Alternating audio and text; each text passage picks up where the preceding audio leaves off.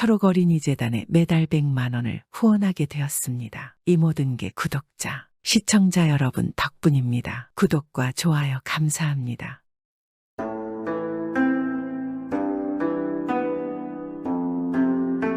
옛날 옛적에 아들과 함께 사는 돌쇠라는 정직하고 착한 장사치가 있었습니다. 돌쇠는 어려서부터 중국으로 가서 꽤 많은 인삼을 팔아서 많은 재물을 벌었습니다. 그런데 돌쇠는 그리 재물 욕심이 많은 편이 아니어서 많은 재물들을 절에 시주하며 어려운 사람을 도왔습니다. 그렇게 돌쇠는 불심이 높았으며 부처님이 자신을 돌봐줄 것이라 믿었습니다. 그런데 그러던 어느 날 돌쇠는 잠자리에서 일어나 마당으로 나가보니 까마귀가 집을 짓고 있는 것이 보였습니다.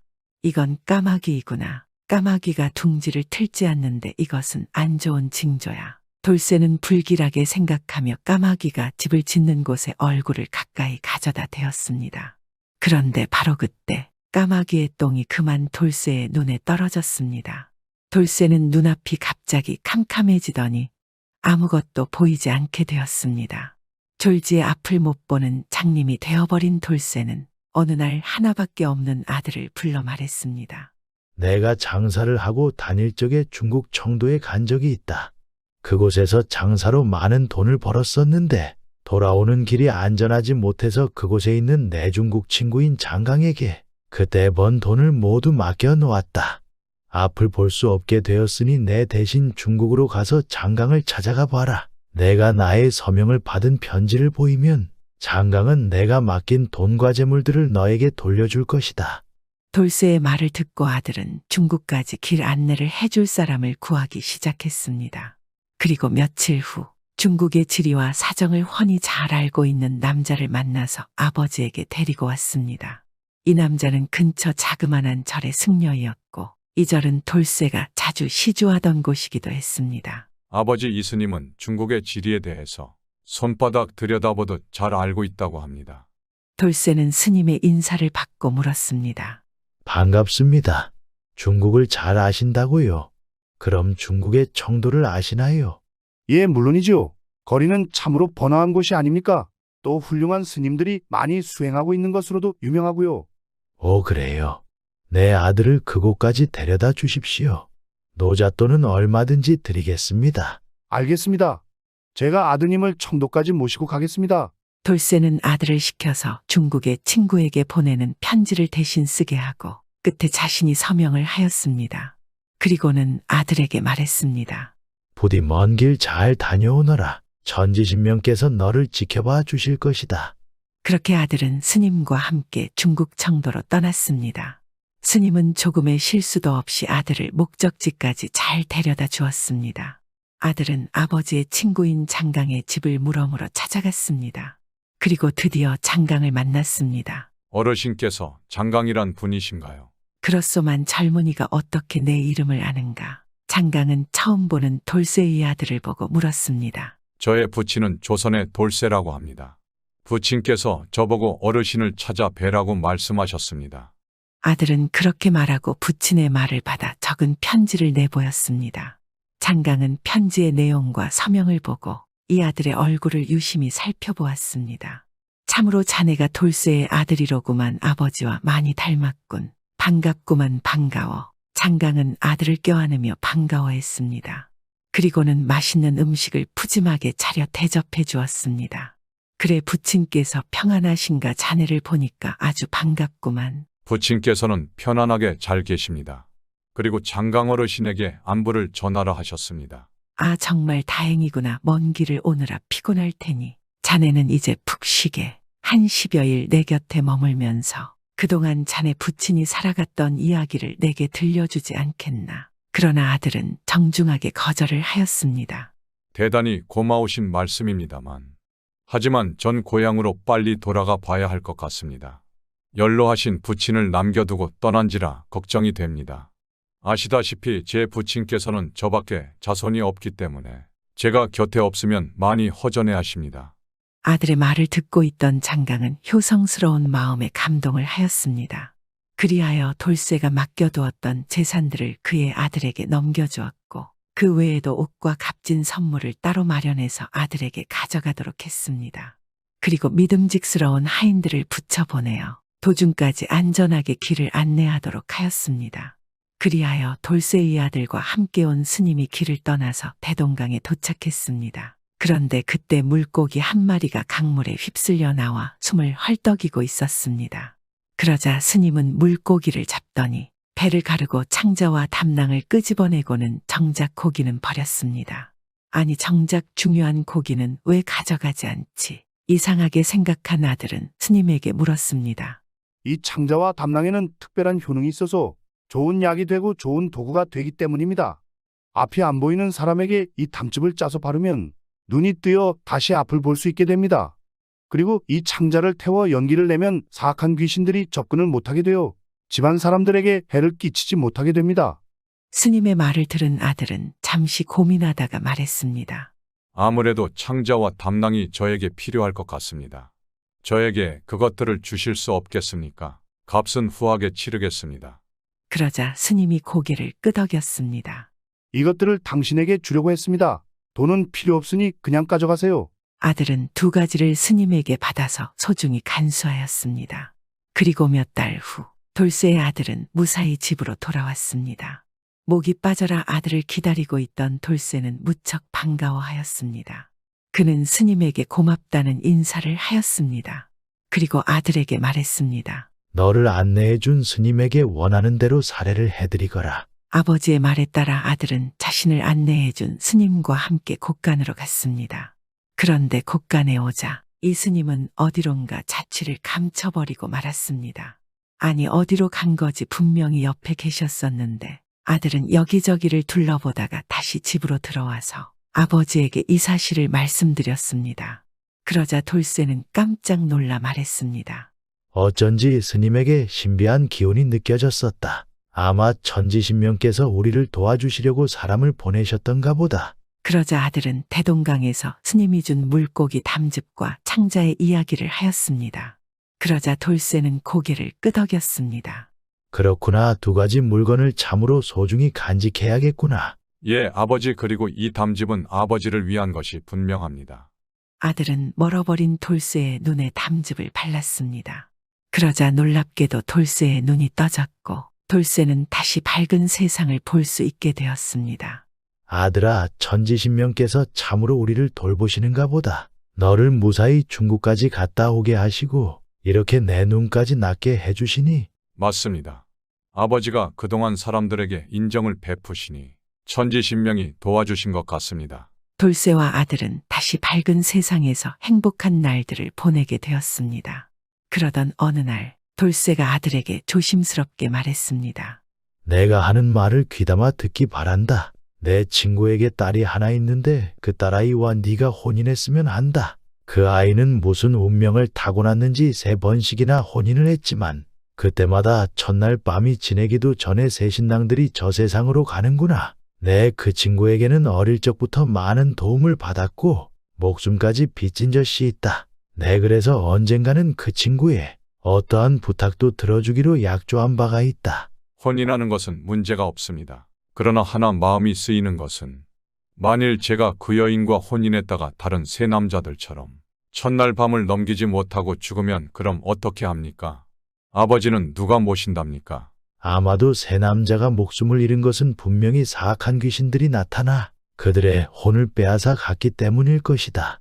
하지만 너는 귀신을 막을 수 있는 물건을 가지고 있지 않느냐? 아니, 저에게 그런 것이 있습니까? 그래, 너한테 그 물건이 있단다. 일전에 너를 중국에 안내했던 스님의 말씀대로 물고기의 창자를 태워서 집안에 연기가 가득 차도록 해라. 그리하면 사악한 귀신이 너의 혼을 빼앗지 못하고 첫날 밤을 무사히 넘길 것이야. 또한 네가 천지신명을 깊이 믿고 있으면 너를 귀신으로부터 돌봐주실 것이야. 그렇군요. 알겠습니다. 아버지의 뜻이 정 그렇다면 저는 뜻을 따르겠습니다. 아들은 마음을 굳게 먹고 아버지가 시키는 대로 따랐습니다. 이윽고 두 사람의 혼인식이 끝나고 밤이 되었습니다. 아들은 아버지가 시킨 대로 예전에 스님이 주었던 창자를 태워서 집 안팎에 연기를 피웠습니다. 그리고 신혼방에 들어가 첫날 밤을 맞이하였습니다. 참으로 아름다운 신부구나. 사악한 귀신이 질투할 만해. 돌쇠는 밤새도록 선지신명께 아들 내외를 지켜달라고 빌고 또 빌고 있었습니다. 그리고 드디어 다음날 아침이 밝았습니다. 돌쇠를 비롯하여 모든 사람들은 불안과 근심으로 조바심을 내면서 과연 돌쇠의 아들이 살아서 방문 앞에 나설 것인지 걱정을 하며 기다렸습니다. 그리고 잠시 후 방에서 아들이 나왔습니다. 너무나도 건강한 모습 그대로였습니다. 아들아, 역시 별일이 없었구나. 참으로 다행이다. 예, 아버지, 정말로 스님이 주신 물건으로 시키는 대로 했더니 귀신이 들어왔다가 바로 도망을 가버렸습니다. 그리고 두 번 다시 오지 않겠다고 말을 남기었습니다. 그래, 이제 행복하게 잘 살기만 하거라. 이 모든 게 천지신명이 도운 것이다. 그 이후 아들 부부는 아무 걱정거리 없이 많은 자손들을 거느리고 오래오래 행복하게 잘 살았습니다.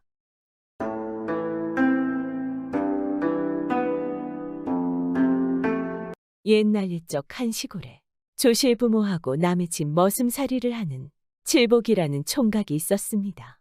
머슴살이를 하는 신세라 마음이 비단 같고 이를 황소같이 해도 누구 하나 딸 주자는 사람이 없었습니다. 어느 날 칠복이는 전과 같이 산에 나무하러 갔습니다.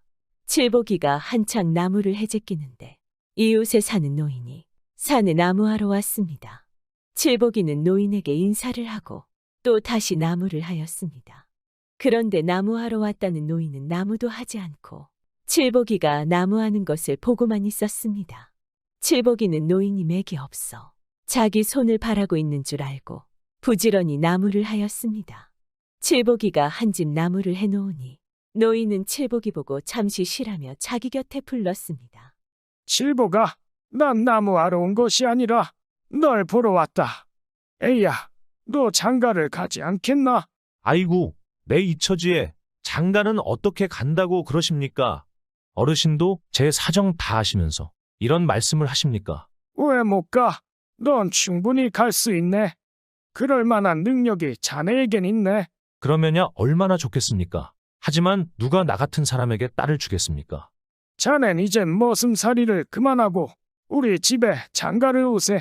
내 딸을 자네에게 줄 터이니 손을 맞잡고 살아가세. 칠복이는 온갖 서름과 장가를 간다는 기쁨이 일시에 한데 엉켜서 눈물을 쏟으며 아이고 아버지하며 노인에게 절을 하였습니다. 그때로부터 얼마 지나지 않아 고된 머슴살이를 하던 칠복이는 주인에게 작별을 고하고 노인네 집으로 갔습니다. 머슴살이를 하는 신세니 잔칫날이 따로 없고 노인네 집에 찾아간 날이 잔칫날이었습니다. 칠복이는 온종일 노인과 마주 앉아 이말저말 하다가 저녁이 되니 부부라고 색시 꽃분이와 한 방에 들게 되었습니다. 칠복이가 색시와 마주 앉으니 기가 차서 말이 나오지 않았습니다. 신부라고 생김새는 이쁘장했고 자기에 비하면 많이 어린애 같았으나 과부지 않겠습니까? 하지만 자신의 처지를 아는 칠복이는 담배만 풀풀 피우면서 한마디 말도 하지 않았습니다. 신랑이 말이 없으니 꽃분이도 말이 없었습니다. 그래도 말 없는 가운데 시간은 흘러 밤은 지나가고 있었습니다. 밤이 삼경이나 되니 꽃분이가 입술을 지그시 물고 칠복이를 한참이나 쳐다보다가 물었습니다. 서방님, 글을 배운 적 있으세요? 칠복이는 머슴하던 사람을 보고 당치도 않은 말을 묻는 꽃분이를 보며 마음이 몹시 상하였습니다. 하지만 신랑 신부라고 마주 앉았으니 대답은 해야 하였습니다.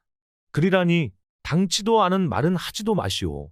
머슴살이 하던 사람이 무슨 글을 배웠겠소? 그 사정은 저도 충분히 알고 있습니다. 하지만 이제부터는 글을 배워야지. 글을 안 배우면 안 됩니다. 꽃분이는 다시 입술을 꾹 물었습니다. 그녀는 얼마나 세게 물었는지 입술에는 피가 흘러 떨어졌습니다. 칠복이는 할 말이 없어 꽃분이 말만 듣고 있었습니다.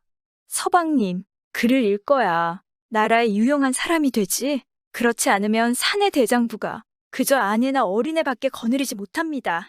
그러니 이제부터 제 시키는 대로 해야지. 그렇지 않으면 우리는 부부간이 못 됩니다. 내일부터 어느 서당이든 찾아가서 일심으로 글 공부를 하되 10년 전에는 절 찾아오지 마세요. 꽃분이 말이 끝나자 달기 소리를 치며 새날을 알렸습니다. 칠복이는 자리를 차고 일어나 장인 즉 노인에게로 갔습니다. 장인도 기다리기나 한 듯 벌써 일어나 앉아 있었습니다. 장인어른, 저는 이 길로 글 배우러 갑니다. 이 사람, 내 자네 그럴 줄 알고 내 사위로 삼았네만. 가더라도 내 딸이 지은 밥 한 끼라도 먹어보고 가게나. 아닙니다. 사내대장부 가야 할 길을 알았으면 지체 없이 떠나야 합니다. 그럼 더 말리지 않겠으니 이 돈이나 받아가지고 가게. 이 돈은 자네 글 공부하는데 주려고 한 푼 두 푼 모은 것일세. 칠복이는 주는 돈을 받지 않았습니다. 고맙기 그지없으나 돈만은 받을 수 없었습니다. 공부란 돈으로 하는 것이 아니오고 마음으로 하는 것인 줄 알고 있습니다. 저는 이만 떠나도록 하겠습니다. 칠복이는 말을 마치자 집을 나섰습니다. 그는 동량밥을 빌어먹으면서 가고 또 갔습니다. 며칠 걸었는지 모르는데 한 곳에 이르니 한 서당방에서 글소리가 들려오기 시작하였습니다. 칠복이는 글 공부를 하자고 큰 마음을 먹고 떠난 사람이라 서슴없이 서당방에 찾아 들어가 훈장에게 꿇어 엎드려 절하고 사정 이야기를 하였습니다. 소인은 조실부모하고 떠돌아다니는 사람이나 평생 소원이 글소리라도 싫도록 듣다 죽었으면 하는 것이오니 이 서당방 심부름이라도 시켜주시면 고맙기 한이 없겠습니다. 이 서당방에서는 양반집과 부잣집 선비들이 20여 명 글 공부를 하고 있었는데 마침 심부름꾼을 찾던 중이어서 훈장은 두말 없이 칠복이를 받아 주었습니다. 칠복이는 이날부터 이 서당방에서 마당도 쓸고 훈장과 여러 선비들의 심부름도 하였습니다.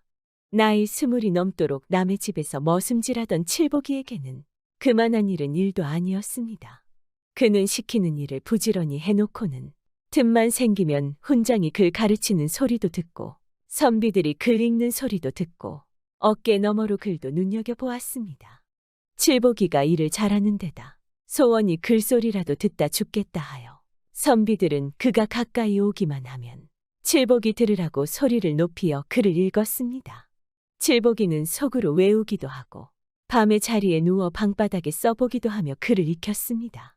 몇 년을 두고 이렇게 하니 서당계 3년의 풍어를 짓는다고 칠복이는 천자문도 떼고 서당방 선비들이 배우는 공자 맹자도 떼고 주역까지 내리 읽게 되었습니다. 마음 먹고 하는 글 공부라 선비들처럼 고이고이 앉아서 글을 배우지 않아도 학식은 그들보다 더 쌓았습니다. 그 사이에 세월도 흐르고 흘러 칠복이가 이 글방에 찾아온 지도 8년이라는 세월이 흘렀습니다. 달이 대낮같이 밝은 어느 밤이었습니다. 칠복이가 자리에 누우니 창문으로 밝은 달빛이 스며드는데 갑자기 고향 생각도 나고 색시인 꽃분이 생각도 나서 견딜 수가 없었습니다. 칠복이는 뜬 눈으로 밤을 새고 날이 밝자 훈장에게 고향에 한번 갔다 오겠느라 하고 집을 향하기 시작하였습니다. 칠복이가 집들에게 들어서니 배 짜는 소리가 들렸습니다. 칠복이가 헛기침을 하니 배 짜던 부인인 꽃분이가 내다보는데 그 사이에 몰라보게 변하여 꽃 같은 색시가 되어 있었습니다. 그런데 꽃분이는 칠복이를 보자 외면하고 바로 문을 닫아 걸며 밖에 대고 쌀쌀맞게 물었습니다. 서방님, 집에는 왜 오셨어요? 불시에 고향 생각도 나고 당신 생각도 나서 한번 와서 보거나 가자고 왔으니 문이나 열어줘. 10년 되기 전에는 이 문전에 발을 들여놓지 말라 하지 않았습니까? 겨우 8년 세월이 흘렀는데 왜 벌써 오셨습니까? 사내 대장부가 작은 일에 잡히면 큰 일을 성사 못하오니 당장 돌아가세요. 칠복이는 아내 말을 들어보니 천만지당한지라 집에도 못 들어가고 그 길로 돌아서서 다시 서당방에 찾아갔습니다. 칠복이는 전처럼 서당방에서 심부름도 하고 글도 익히면서 2년이란 남은 세월을 보냈습니다. 그때 때마침 서울에서 과거를 본다는 소문을 듣고 글방 선비들은 서울로 과거 보러 간다고 야단이었습니다. 선비들은 서울 갈 차비를 다 해놓고 우리와 같이 서울에 가서 서울 구경 안 하겠나 하고 칠복이를 보고 물었습니다. 내 이 처지에 어떻게 서울 구경을 갑니까? 도련님들이나 가서 과거 시험 잘 보시고 오세요. 선비들이 아무리 가자 해도 칠복이는 서울을 가겠다고 나서지 않았습니다. 선비들은 하는 수 없이 자기들끼리 서울을 가면서 칠복이 보고 자기네 갔다 올 때까지 서당방이나 잘 지키고 있으라고 하였습니다. 선비들이 과거 보러 다 서울에 가고 없고 칠복이는 저녁이 되어 서당방에 홀로 누우니 잠이 오지 않았습니다. 칠복이는 서럽기도 하고 집 생각도 나기도 하였으며 10년이 되었는데 집에 가면 무슨 수라도 생길 것 같아서 자리를 차고 일어나 집으로 달려갔습니다. 집에 돌아오니 아내는 전과 달리 반겨 맞아주었습니다. 그새 공부하시느라 고생 많으셨어요. 이제 10년 공부를 하셨으니 과거를 봐야 되지 않겠습니까? 부인, 내 그 때문에 당신을 찾아왔소. 서울에서 과거를 본다 해서 다들 떠나고 방을 혼자 지키다가 부인을 찾으면 무슨 수라도 생길 것 같아서 왔으니 수가 있으면 수나 알려주고 수가 없으면 가슴이 풀리게 이야기나 하여주오. 꽃분이는 말없이 자리에서 일어나더니 말했습니다. 이 밤이 새면 어서 떠나세요. 10년 공부하신 보람, 이번 과거에 달려 있습니다. 이제 저도 소원을 풀 때가 되었습니다. 칠복이는 고마운 아내의 소행에 말이 막히고 눈물만 쏟아졌습니다. 이튿날 칠복이는 눈물을 흘리며 아내가 주는 새옷과 함께 노잣돈까지 받아가지고 집을 나섰습니다. 칠복이는 서울 가는 길에 노잣돈을 아끼느라 마음 좋은 인가에 들려서는 한 끼 두 끼 얻어먹고 인가 없는 산중에선 돌베개를 베고 하늘을 이불 삼아 덮고 자고는 서울만 바라보고 걷고 또 걸었습니다. 서울이라고 가보니 입 가지고 밥 먹고 사는 사람들이 개미떼처럼 득실거리는데 온 나라 선비란 선비는 다 서울에서 과거 본다는 소리를 듣고 구름처럼 서울에 모여들어 북적거렸습니다. 칠복이는 허름한 주막집에 찾아 들어가 과거 볼 날을 기다렸습니다. 밤이 깊어지니 주막집에 든 선비들은 저마다 자리를 찾아서 누우려 했습니다. 그런데 이때 키가 9척이나 되고 눈이 부리부리한 주인이라는 사람이 방에 들어오더니 여러 선비들을 빙 둘러보고는 말을 하였습니다. 여러 선비들께 부탁할 일이 있어 찾아왔습니다. 오늘 저녁이 우리 장인 제삿날이어서 처가 갔다 내일 아침에야 오겠는데 집에 시집 반간 딸을 두고 가게 되었습니다. 요즘 세월이 험악해서 자주 인명을 해치는 일이 생기는데 여러 선비들께서 우리 애를 하룻밤만 돌봐주시면 안 되겠습니까? 주막집은 한 20사람 찰만한 방이었지만 서울에 과거 보러 온 선비들이 어떻게나 많은지 이 방에서도 장골이 다 된 사내들이 30여 명이나 끼어서 비비며 자는 판이었습니다. 딸은 안채에 있는데 저마다 나가 지킬 수도 없는 일이어서 모두들 대답은 해놓고 주인이 나가자 자리를 찾아 누워 자버렸습니다. 그 순간 갑자기 하늘이 무너지는 듯 땅이 갈라터지는 듯한 소리가 나는 바람에 놀라서 잠에서 깼습니다. 이때 도적 같은 주인이 새파랗게 나리 선칼을 빼어들고 들어왔습니다. 이놈들아, 내 너희들을 보고 내 딸을 봐달라 했는데 어느 놈이 내 딸 목에 칼을 박았느냐? 당장 나서라. 나서지 않으면 한 놈도 살려주지 않겠다. 입에서는 천둥이 울고 눈에서는 불이 일고 칼에서는 서리발이 쳤습니다. 다들 혼비백산하지 않을 수 있겠습니까? 주인은 눈으로 누가 자기 딸을 죽였는가 하고 재차 으르렁거리며 한 사람 한 사람 훑어보고 있었습니다. 대가 약한 사람은 넋이 구천에 가 있는데 주인의 입에서는 또 천둥이 울었습니다. 나도 사람이니 죄 없는 사람을 죽일 수 있겠느냐? 내 딸 죽이고 죄진 놈은 이 자리에서 꼼짝 움직이지 말고 앉아있고 죄 없는 사람은 당장 이 방에서 나가라. 이렇게 주인의 말이 채 떨어지기도 전에 30여 명 되는 사람들이 과거고 뭐고 방 안에서 뛰어나가자마자 두 주먹을 불끈 쥐고 정신없이 주랭랑을 치기 시작하였습니다. 다른 사람은 다 달아나고 없는데 집안의 칠복이 혼자만 딱 버티고 앉아 있었습니다. 그런데 칠복이는 주인의 눈에서 불이 굴러 떨어져도 기가 꺾이지 않았고 눈썹 하나 까딱하지 않았습니다. 너 이놈, 내가 내 딸 목에 칼을 박은 놈이로구나. 자, 이 칼을 받아라. 주인이 당장 칠복이의 목을 치려고 칼을 허공에 올렸습니다. 그래도 칠복이는 이놈 내가 매 목을 칠 테란 말이냐는 듯 끔쩍 않고 앉아 있었습니다. 주인이 허공에 축혀들었던 칼을 다시 내리고 칠복이에게 물었습니다. 다들 죄 없다고 달아나는데 당신은 어이하여 달아나지 않고 그 자리에 끄떡도 하지 않으며 앉아있는 것인가? 이 집 딸을 본 적도 없는 내가 이 집 딸을 죽였다고 그 칼이 나한테 들어오겠습니까? 천하의 큰일을 해보려고 과거 보러 떠난 사람이 제 한 일도 몰라서 칼이 무서워 비겁하게 뛰겠습니까? 죄 없는 사람은 칼을 무서워하지 않으며 대장부는 더구나 그까짓 칼부림 같은 것을 겁내하지 않습니다. 내가 당신 딸을 죽였는가? 그 칼로 이 대장부의 가슴을 쳐보시오. 내 마음은 이 가슴 속에 있습니다. 말하는 폼이 호걸남하여 천하에 둘도 없는 바른 사람이었습니다. 주인은 더는 칠복이와 다른 이야기를 하지 않고 칼을 주워들고 나가버렸습니다. 칠복이는 주인이 나가자 방에 혼자 누워서 하룻밤을 자고 이튿날 과거 시험장에 들어갔습니다. 그런데 칠복이가 과거 시험을 보기도 전에 숱한 포졸들이 와서 칠복이를 가마에 앉혀 궁전에 데리고 갔습니다. 사연은 이러했습니다. 임금의 명에 따라 나라에서는 병조 판서를 할 사람을 찾고 있었습니다. 전날에 주막집에서 딸이 죽었다고 칼을 빼들고 들어와 호통친 일도 나라에서 마음이 곱고 담이 크며 죽음을 무서워하지 않는 사람을 찾아내려고 한 일이었습니다. 딸이 죽었다는 것은 순 거짓말이었습니다. 그날 저녁에 주인 행세를 하던 사람은 나라의 정승이었습니다. 정승은 그날 바로 이 일을 임금에게 아뢰었습니다. 임금은 그 말을 듣더니만 무릎을 탁 치며 그 사람은 과거도 보지 말고 입궁시키라 명하였습니다. 칠복이는 이렇게 되어 입궁하여 임금님 앞에 이르게 되었습니다. 칠복이는 그 후 나라의 병조판서가 되었습니다. 머슴이었던 그가 병조판서까지 되고 보니 아내의 덕이 하늘 같았습니다. 칠복이는 집에 가서 아내에게 전후 사연을 말하고 아내를 데리고 서울에 올라왔습니다. 칠복이가 나라의 병사를 거느리니 나라의 병사들이 저마다 칠복이 같이 정직하고 담이 크고 용맹해서 적들이 그림자도 얼씬하지 못하였습니다. 그 후 나라는 평화롭게 되었으며 모든 백성들은 칠복이를 우러러보며 섬겼습니다. 아내의 현명함이 즉 한 사람의 현명함이 온 백성을 살릴 수 있지 않았겠습니까?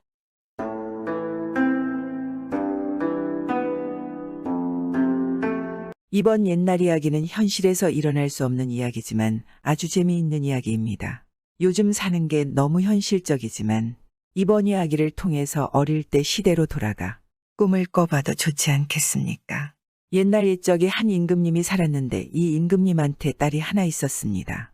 아들도 없고 달랑 딸 하나뿐입니다. 그러니까 공주만 한 명 있는 것입니다. 얼마나 귀하겠습니까? 쥐면 터질세라 불면 꺼질세라 애지중지 키웠지 않겠습니까? 이때 나라 안에 참 이상한 일이 생겼습니다. 무슨 일인고 하니 멀쩡하던 여자들이 하나둘씩 없어지는 겁니다. 자고 일어나면 여자가 없어지는 것입니다. 어느 집에서는 어머니를 잃고 어느 집에서는 부인을 잃고 또 어느 집에서는 딸을 잃고 이렇게 여자들이 줄줄이 사라졌습니다. 과부건 처녀건 늙었건 아이건 어디로 사라졌는지 자취도 없는 것입니다. 참 귀신이 고칼 노루산이겠습니까? 그러다 보니 임금님 딸까지 없어졌습니다. 그 애지중지하던 딸을 잃어버렸단 말입니다. 임금님이 군사를 풀어온 나라를 이잡듯이 뒤졌습니다. 그래도 못 찾는 것입니다. 그래서 공주를 찾아주는 사람에게는 큰 상을 내리겠다고 곳곳에 방을 내걸었습니다. 힘께나 쓴다는 장수들과 날고기는 점쟁이들이 구름같이 모여들지 않겠습니까? 그 사람들이 모두 공주를 찾으러 나섰습니다. 그런데 아무도 못 찾는 것입니다. 8억만한 자취라도 있어야 찾을 게 아니겠습니까? 일이 이렇게 되니 임금님도 임금님이지만은 온 나라 사람들이 근심에 쌓였지 않겠습니까? 언제 누가 연기같이 사라질지 모르는 판국이니 근심이 되지 않겠습니까? 이러고 있을 때 한 머슴이 나무를 하러 산에 갔다가 길을 잃었습니다.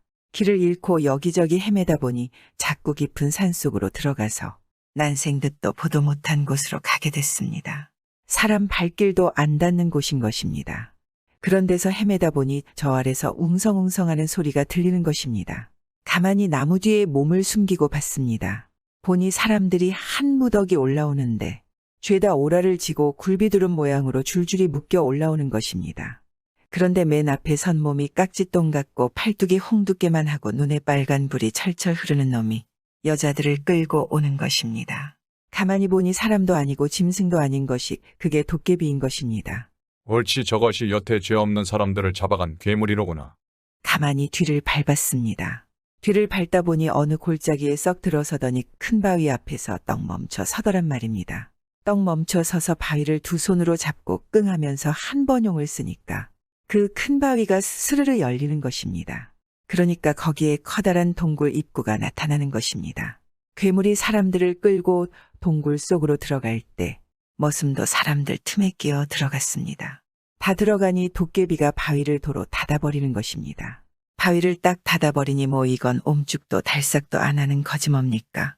동굴 속으로 한참 들어가니 빛이 환한 딴 세상이 나타나는 것입니다.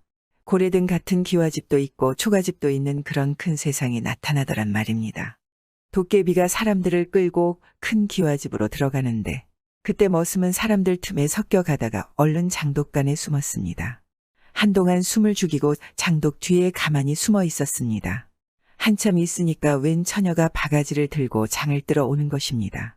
장독 뚜껑을 열고 바가지로 장을 뜨면서 노래를 부르는데 보고 지고 울 어머니 보고 지고 가고 지고 우리 집에 가고 지고 이러거든 말입니다. 가만히 보니 도깨비한테 잡혀온 처녀 같단 말입니다. 그래서 돌멩이로 장독을 똑똑 두드리며 저도 노래를 한마디 불러주었습니다. 딱 한지고 장 뜨는 저 처녀야. 너의 집에 가려거든 말 한마디 건네주소. 처녀가 노랫소리를 듣더니 낌새를 알아차리고 가만히 장독을 돌아 나무꾼이 숨어있는 데로 왔습니다. 머슴이 말하기를 놀라지 마시오. 나는 산에서 길을 잃어 헤매다가 저 괴물을 따라 여기까지 왔소이다. 그렇습니까?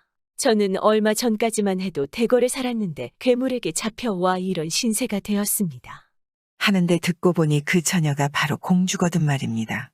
그렇게 만나서 둘이서 도깨비를 없앨 방도를 의논했습니다. 제 아무리 힘센 도깨비라 하나 저도 틀림없이 무서워하는 게 있을 것이오. 그러니 틈을 봐서 괴물이 뭘 무서워하는지 좀 알아봐 주시오. 잘 알았습니다.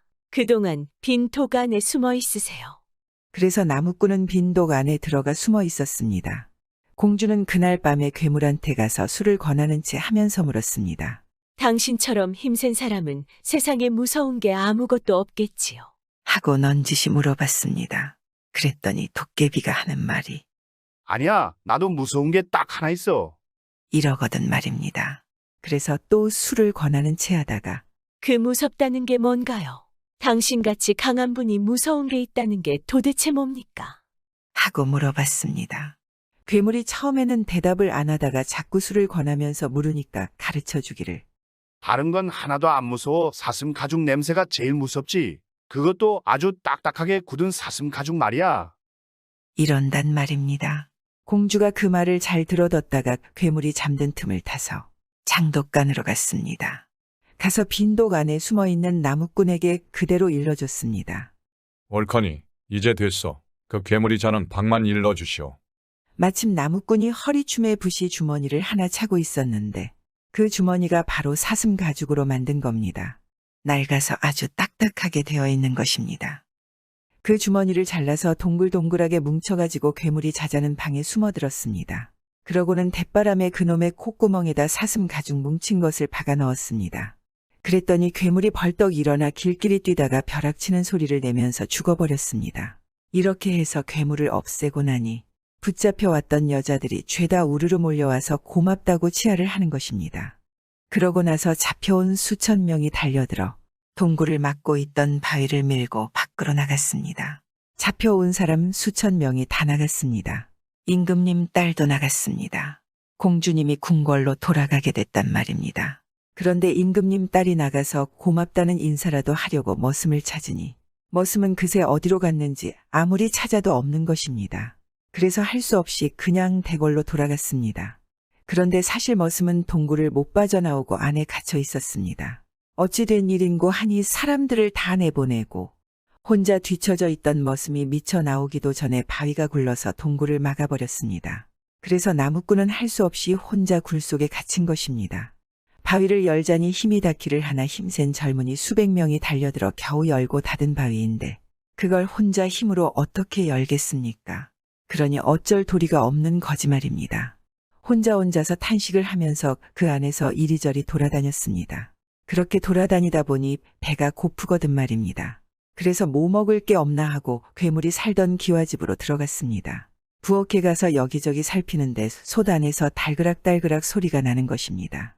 뭐가 그러나 하고 솥뚜껑을 열어보니 글쎄 솥 안에 커다란 자라가 한 마리 들어있는 겁니다. 도깨비가 잡아서 삶아 먹으려고 솥 안에 넣어뒀나 봅니다. 자라가 눈을 꿈적꿈적하면서 쳐다보는데 참 불쌍하거든 말입니다. 그래서 꺼내줬습니다. 꺼내주니까 자라가 뭐라고 하는 거 아니? 조금만 더 있었으면 숨이 막혀 죽었을 터인데 덕분에 살아났습니다. 이 은혜는 꼭 갚겠습니다. 하거든 말입니다. 말은 고맙지만 당장 여기서 빠져나갈 길이 없으니 그게 큰일이구나. 했더니 자라가 말을 하는 것입니다. 그것은 염려 마십시오. 저한테 방도가 있습니다. 이러면서 밖으로 엉금엉금 기어나가는 겁니다. 나가서 뭐라고 입을 벙긋벙긋하니까 어디서 개미떼가 수없이 기어오는데 천지가 새까맣게 기어오는 것입니다. 그러더니 굴을 막은 바위 밑을 고물고물 파져치니까 그 큰 바위가 흔들흔들하더니 한참 뒤에는 쿵 하고 넘어지는 것입니다. 그래서 나무꾼은 자라와 함께 밖으로 나왔습니다. 밖으로 나와서 자라가 초동으로 변하며 저는 본디 용왕의 아들인데 묵 구경을 나왔다가 변을 당했습니다. 목숨을 구해준 은혜를 갚고자 하니 부디 저와 함께 용궁으로 가시지요. 이러는 것입니다. 그래서 초등을 타고 용궁으로 갔습니다. 용궁에 가니 용왕이 용상에 턱 앉아 있다가 아들 목숨을 살려준 은인이라고 반갑게 맞아주지 않겠습니까? 뭐 대접도 이만저만이 아닌 것입니다. 사흘 밤낮으로 잔치를 벌이는데 듣도 보도 못한 음식을 가득 차려놓고 풍악을 올리면서 참 대접을 잘하는 것입니다. 그렇게 대접을 잘 받고 돌아가려고 하니까 용왕 아들이 와서 가만히 이르기를 돌아갈 때 아버지가 뭐든지 마음에 드는 물건을 하나 가져가라고 하거든. 다른 것은 말고 냥냥이라는 항아리를 달라고 하십시오. 하는 겁니다. 용왕 앞에 가서 이제 그만 돌아가 봐야겠다고 하니 아닌 게 아니라 용왕이 뭐든지 마음에 드는 물건을 하나 가져가라고 그런단 말입니다. 다른 것은 말고 냥냥이라는 항아리를 주십시오. 그랬더니 용왕이 한참 생각하다가 하는 수 없다는 듯이 항아리 하나를 내주는 것입니다. 그걸 가지고 용왕 아들의 등을 타고 무트로 나왔습니다. 나올 때 용왕 아들이 가르쳐 주기를 언제든지 어려운 일이 생기거든 항아리를 쓰다듬으며 냥냥이를 3번 부르십시오. 그러면 좋은 일이 생길 것입니다. 하거든 말입니다. 그 말을 잘 새겨듣고 나왔습니다. 나와서 이제 집으로 갈 판인데 가다가 산속에서 날이 저물었습니다. 산속에서 날이 저물었으니 딱하게 되었지 않겠습니까? 잘 곳도 없고 쉴 곳도 없으니 말입니다. 어려운 일이 생기면 냥냥이를 부르라는 말이 생각나서 항아리를 쓰다듬으며 3번 불렀습니다. 냥냥이 그랬더니 이게 웬일입니까? 항아리에서 정숙하게 차려입은 총각이 썩 나오더니 공손하게 절을 하면서 어인일로 부르셨습니까? 무슨 일이든 말해 보십시오. 하는 것입니다. 그래서 밤중에 쉴 곳이 없어 불렀노라고 하지 않겠습니까? 그랬더니 대바람에 고래등 같은 집을 한 채 턱 지어놓고 도로 항아리 안으로 쏙 들어가는 것입니다. 그 집에 들어가서 잘 잤습니다. 그런데 일이 꼬이느라고 그랬는지 그걸 누가 숨어서 다 본 것입니다. 누가 봤는고 하니 산도둑이 본 것입니다. 산도둑이 가만히 보니 냥냥이라는 항아리가 참 희한한 물건이거든 말입니다. 3번 부르기만 하면 나와서 뭐든지 해달라는 대로 다 해주니 보물도 그런 보물이 없단 말입니다. 탐이 났지 않겠습니까? 그래서 밤중에 가만히 들어가서 머슴을 반죽이고 항아리를 빼앗아 달아나 버렸습니다. 자, 이렇게 해서 머슴은 죽어가고 있었습니다. 그런데 그날 밤에 임금님 딸이 대궐방에서 바느질을 하고 있는데 바느질을 하다가 보니 웬 고양이 한 마리가 야옹하면서 방에 들어와 하얀 봉지를 떨어뜨려 놓고 나가는 것입니다. 봉지를 열어보니 약초 한 움큼과 편지가 들어있는 것입니다. 그게 용왕 아들이 쓴 편지인 것입니다. 편지에 뭐라고 적혀 있는고 하니 날이 밝는 대로 이 약초를 가지고 아무산 아무 골로 가시오. 이렇게 적혀 있는 것입니다. 임금님 딸이 이튿날 날이 밝는 대로 약초를 가지고 편지에 적힌 곳을 찾아갔습니다. 가보니 산속에 덩그런 기와집이 있고 그 안에 웬 사람이 죽어가고 있더란 말입니다. 가만히 보니 동굴에서 만났던 머슴인 것입니다. 가지고 간 약초를 다려 먹였더니 죽어가고 있던 머슴의 몸에 핏기가 사르르 돌면서 벌떡 일어나는 것입니다. 그래서 둘은 궁궐로 들어가 혼이 나고 평생 잘 살았습니다. 냥냥이 항아리를 훔쳐간 도둑을 잘 살았을까요? 도둑이 아무것도 없는 산속에서 냥냥이 3번 부르자 항아리에서 무시무시한 도깨비가 나타나 도둑을 끌고 항아리로 들어가서 그 이후로 아무도 도둑을 볼 수 없었습니다. 참 현실에서 일어날 수 없는 이야기이지만 어릴 때를 추억하면서 들어주시면 감사하겠습니다. 잠깐이라도 옛날로 돌아가 보는 것도 괜찮지 않을까요? 구독은 공짜입니다.